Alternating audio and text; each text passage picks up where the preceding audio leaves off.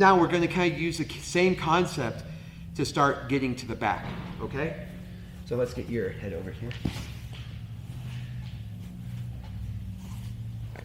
So when you're right here, if his arm is isolated like this, you're not going to be able to take the back, okay? His arm has to be in kind of one of these situations, all right? And I'm going to be hugging, I'm going to be cross-facing, and let's say I'm trying to get his leg isolated, I'm trying to get his arm isolated, and it's just not working, all right? So what I'm going to do now is I'm going to take my knife hand, I'm going to find his elbow right here, I'm going to start driving him up. Okay, and of course, we talked about this a little bit. We can start going to our head and arm choke, but most of the time they kind of know that's coming, and so they might either, if they roll into me, they usually know there's bad things happening, so they're going to try to traditionally roll away from me, and I can start getting my gift wrap right here. Okay, and it doesn't always have to be a solid gift wrap, but a gift wrap is nice because now I can start manipulating him and getting my chest to his back right here, getting that exposure. All right, and just like in the mount series, in the back series, I'm going to put my knee to the back of his head, step over, put my foot in his hip, knee facing the ceiling, and now I can sit him up, and I get to the back. I can go for my choke, I can push his face, I can get to the arm bar. All right, building off the things we've already done in the past. All right, so one more time.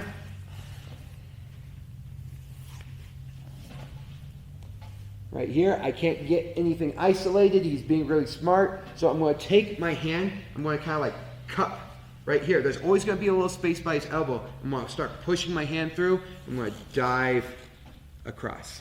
Okay? So I'm here. Take my free hand, cup right here, slide it all the way through, and look how I use my body to continue till I can get this hand right here to grip over in the gift wrap, and I cover the wristwatches. Okay?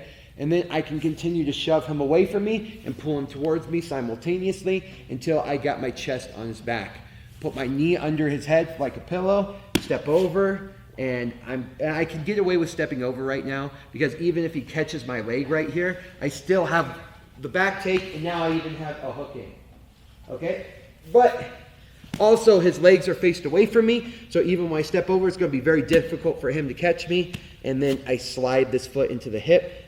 Right? And I need to sit him up. I never fall back. We know this, right? We never just fall back because now my chest isn't on his back. I keep my chest on his back, and I use my my mechanical advantage to sit him up. I fall all the way to the other side. I can either get the body triangle, get my hooks in for points, just lock the bottom leg right here. But regardless, I need to control the back.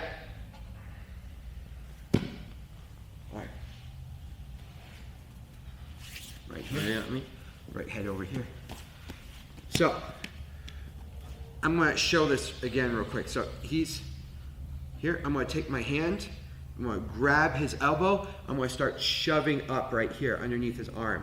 And then I use my body right there to push his arm across. Okay? And what's actually pretty cool about this is this actually sets us up for arm bars as well. Okay? So as I'm right here, and he's just tight and he's not going anywhere, I cut, I push this across, and now I can start putting my knee into the armpit and setting up my arm bar leg across the face just like we did. Okay?